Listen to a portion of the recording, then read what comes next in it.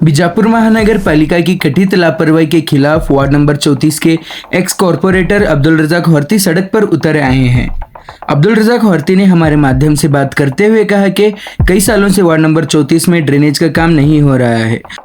आज महानगर पालिका के कमिश्नर वार्ड के दौरे पर पहुंचे, जहां अब्दुल रज़ाक होर्ती ने वार्ड की समस्याओं को उनके सामने उठाया और तुरंत विकास कार्य शुरू करने की मांग की। होर्ती ने चेतावनी देते हुए कहा कि अगर जल्द ही ड्रेनेज और अन्य विकास काम शुरू नहीं किए गए, वार्ड के लोगों के साथ मिलकर सड़क जाम आंदोलन और हल्ला बोल प्रदर्शन किया जाएगा। अब देखना होगा कि महानगर पालिका प्रशासन वार्ड नंबर 34 के लोगों की मांगों पर कब तक ध्यान देता है। ಇವತ್ತು ವಾರ್ಡ್ ನಂಬರ್ 34ರಲ್ಲಿ ಬಹಳ ವರ್ಷದಿಂದ ಸಮಸ್ಯೆ ಇದೆ. ರಾಜ್ ಕೌಲೆ ಏನು ಕೆಲಸ ಇತ್ತು, ನಾನು ಸುಮಾರು ಇನ್ನ 10-15 ವರ್ಷದಿಂದ ಸತತ ಪ್ರಯತ್ನ ಮಾಡಿ ಒಂದು 7.5 ಕೋಟಿ ರೂಪಾಯಿದ ಬಾಕ್ಸ್ ಕಾಲ್ವೇಟ್ ಅನ್ನು ಮಾಡಿದ್ದು. ಈಗ ಸುಮಾರು 3 ವರ್ಷದಿಂದ ನಮ್ಮ ಆಯುಕ್ತರಿಗೆ ಹೇಳಿ ಸಾಕಾಗಿತ್ತು. ಅಂದ್ರೆ 3 ವರ್ಷದಿಂದ ಈ ಕಡೆ ಆ ಗುಡ್ಡಡ್ಗಿ ಮತ್ತು ಭಗವಾನ್ ಅವ್ರದ್ದು ಕೇಸ್ ನಡೀತಾ ಇದೆ. ಅದಕ್ಕೆ ಒಂದು ನವ ಹೇಳಿಕಿಸಿ ಯಾವ್ದು ಕೆಲಸ ಇಲ್ಲ, ಮಾಡಕ್ ಯಾರಿಲ್ಲ. ಮತ್ತು ಇದರ ಬಗ್ಗೆ ಈ ರಾಜಕಾಲ ಬಗ್ಗೆ ಸುಮಾರು 60 ಲಕ್ಷ ರೂಪಾಯಿ ಕಾಯ್ದಿತ್ತು, ಟೆಂಡರ್ ಆಗಿದ್ದು. ಆ ಕೆಲಸವನ್ನು ಕೂಡ ಇವತ್ತು ನಮ್ಮ ನಗರ ಆಯುಕ್ತರಾದಂತ ಮಕ್ಕಳಿಗೆ ಸಾಹೇಬರು ಆ ಫಂಡ್ ಅನ್ನು ಬೇರೆ ಕಡೆ ವರ್ಗಾಯಿಸಿದ್ದಾರೆ. ಆದ್ರಿಂದ ನಮ್ಗೆ ತುಂಬಾ ನೋವು ತಂದಿದೆ. ಇವತ್ತು ನಾನು ಅವರಿಗೆ ಬೇಸರಾಗಿ ಎಲ್ಲ ಕರೆದಿದ್ದೆ. ಯಾಕಂದ್ರೆ ನಾನು ರೋಡ್ ಹಾಡಿಕೆಸಿ ಎಲ್ಲ ಜನರಿಗೆ ಸ್ಟ್ರೈಕ್ ಮಾಡಿ ಕೊಂಡಿರ್ಬೇಕನ್ನೋದು ಅಂತ ಇವತ್ತು ಪ್ಲಾನ್ ಇತ್ತು ನಮ್ದ. ಅವರು ನಿನ್ನೆ ಮಾತಾಡೋಣ ಎಲ್ಲ ಅಧಿಕಾರಿ ಕರ್ಕೊಂಡ್ ಬಂದ್ ಕಿಸಿ ಇದು ಮಾಡ್ಯಾರ. ಪದೇ ಪದೇ ಆ ಗುಡ್ಡಟ್ಗಿ ಎತ್ಕಿಸಿ ಒಂದು ನ್ಯಾವ ಹೇಳ್ಕೊತ ಅವರು ಈ ಜನರಿಗೆ ಮೋಸ ಮಾಡ್ಕೊತ ಬರ್ತಾ ಇದ್ದಾರೆ. ಆ ಜನರು ಇಂಥ ವಾಸನೆ ಒಳಗೆ ಯಾವ ರೀತಿಯಲ್ಲಿ ನಿಂದಿರ್ಬೇಕು ಅನ್ನೋದು ನಾವು ಅದು ವಿಚಾರ ಮಾಡುವಂತ ಕೆಲಸ ಇದೆ. ಬಹಳಷ್ಟು ಕೆಲಸ ಉಳಿದ್ರಿಂದ ಈ ಮೇಯರ್ ಸುಮಾರು 10 ತಿಂಗಳಾಯ್ತು ಕುತ್ಕಿಸಿ 10 ಲಕ್ಷ ರೂಪಾಯಿ ಕೆಲಸ ಅವ್ರು ಮಾಡಿದಂದ್ರೆ ಅವ್ ಬಹಿರಂಗವಾಗಿ ಬಂದ್ ಕಿಸಿ ಅವರು ಹೇಳಿ. ಮೊದಲೇನ್ ನಾವು ಇದ್ದಾಗ ಅವೆಲ್ಲ ಕೆಲಸ ಹಾಕಿದ್ವು, ಏನಾದ್ರೂ ಅದೇ ಕೆಲಸ ನಡೀತಾ ಇದೆ. ಆದ್ರಿಂದ ಇಲ್ಲಿ ಜನರಿಗೆ ಬಹಳಷ್ಟು ತೊಂದರೆ ಆಗ್ತಾ ಇದೆ. ಮೊನ್ನೆ ತಾನೇ ತಾವು ಕಾಲೇಬಾಗ್ನಾಗ್ನು ನೋಡಿರಿ, ಕಾಲೇಬಾಗ್ನಾಗ್ನು ಅದೇ ತರ ಕೆಲಸ ಅದ. ಕಾಲೇಬಾಗ್ನಾಗ್ನು ಹಾಕಿದ್ವು ಕೆಲಸ ಇನ್ನೂ ತನ ವರ್ಕ್ ಆರ್ಡರ್ ಕೊಡ್ತಾ ಇಲ್ಲ.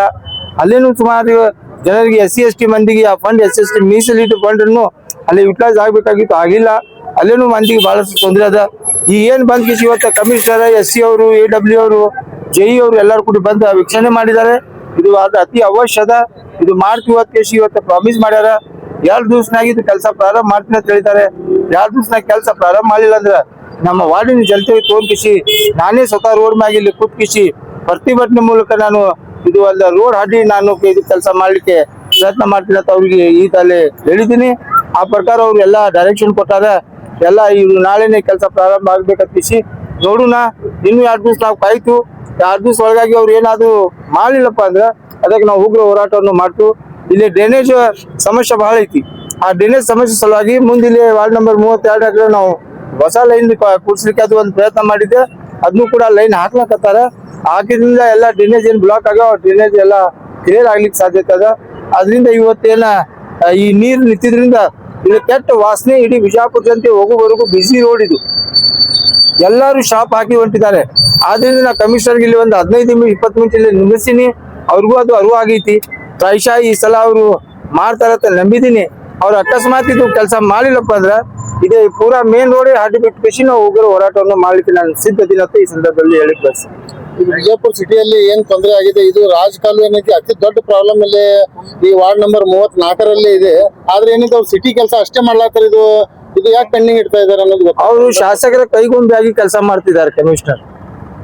ಆದ್ರಿಂದ ಶಾಸಕರ ಉದ್ಘಾಟನೆ ಮಾಡಿದಂತ ಕೆಲಸನ್ನು 2 ವರ್ಷ ಹಿಂದೆ ಉದ್ಘಾಟನೆ ಮಾಡಿ ಹೋಗಿದ್ದಾನೆ ಶಾಸಕನು ಅರಿವು ಇಲ್ಲ, ಈ ಕಮಿಷನರ್ಗೂ ಅರಿವು ಇಲ್ಲ. ಆದ್ರಿಂದ ಈ ತರ ಕೆಲಸ ಮಾಡ್ತಾ ಇಲ್ಲ. ಪ್ರಾಯಶಃ ಅವ್ರಿಗೆ ಏನಾದ್ರು ಈ ಜನತೆ ಬಗ್ಗೆ ಕಾಳಜಿ ಇತ್ತಂದ್ರ ಇನ್ನತನ ಇದು ಪೂಜೆ ಮಾಡಿ ಎಲ್ಲ ಉದ್ಘಾಟನೆ ಮಾಡಿ ಹೋಗಿದ್ 2 ವರ್ಷ ಆದ್ರೂ ಸಹಿತ ಇನ್ನೂ ತನ ಪ್ರಾರಂಭ ಆಗಿಲ್ಲ. ಬರೀ ಒಂದ್ ನ್ಯಾವ ಹೇಳ್ತಾರೆ ಅದು ಕೇಸ್ ಐತಿ. ಏನ್ ಕೇಸ್ ಇದೆ? ಕಾರ್ಪೊರೇಷನ್ ಮ್ಯಾಗ ಕೇಸ್ ಇದೆ.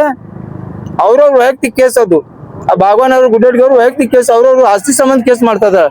ನಮ್ ಕೆಲಸ ಮಾಡಕ್ ಏನ್ ತೊಂದ್ರೆ ಅದ? ಈ ನಮ್ ಕೇಸ್ ಮಾಡಕ್ ಏನು ತೊಂದ್ರೆ ಇಲ್ಲ. ಯಾಕೆ ಮಾಡ್ತಾ ಇಲ್ಲ? ಅದ ಕಾರಣ ಹೇಳ್ಬೇಕಲ್ಲ. ಸುಮ್ಮನೆ ಕತ್ತಿ ಹೇಳ್ಕೊಂಡ್ ಕಿಸಿ ಈಗ ಮೊನ್ನೆ GB ಒಳಗೆ ಅದು ವಿಷಯನೇ ಇಲ್ಲ. ಆ ತಂದ್ ಕಿಸಿ ಆ ವಿಷಯ ತಂದ್ ಕಿಸಿ ಅದು 60 ಲಕ್ಷ ರೂಪಾಯಿ ಬೇರೆ ಕಡೆ ಫಂಡ್ ವರ್ಗಾಯಿಸಿದ್ದಾರೆ. ಅದು ಯಾಕೆ ವರ್ಗಾಯಿಸಿದ್ದಾರೆ ಅಂತ ನಾನು ಲೆಟರ್ ಕೊಟ್ಟಿದ್ದೀನಿ. ನಮ್ಮ ವಾರ್ಡ್ನಾಗಿಂದು ₹1 ಹಾಕ್ಲಕ್ ಆಗಿಲ್ಲ.